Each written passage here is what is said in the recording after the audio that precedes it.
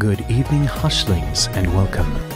That also brings us back to maybe a previous point when we're talking about Terrence McKenna and him talking about Time Wave Zero. Another part of that, in the way that he described it, is it's like being amongst sand dunes. You can see the top of the sand dune, but you can't see into the next sand dune, into the peaks and valleys. You can see the peak, but you can't see the valley. It's possible that on the other side of that sand dune or in the next valley, there lies another consciousness or another state of being that exists at the same time as us.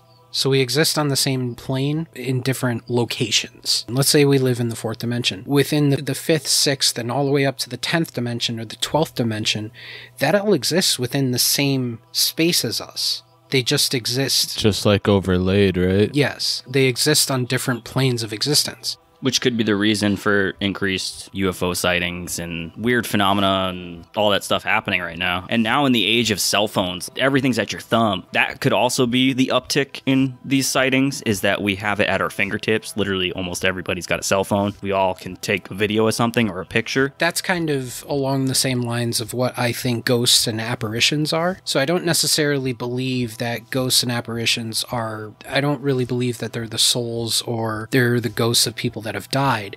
They possibly could be beings of another dimension living in the same plane as us, but we can't see them. And that's funny that you mentioned that, because I actually have almost the identical belief of ghosts. I don't know if I agree, though, because like, if that's the case, why would they be able to see and interact with our reality, but we can't with theirs? Because their dimension could be higher.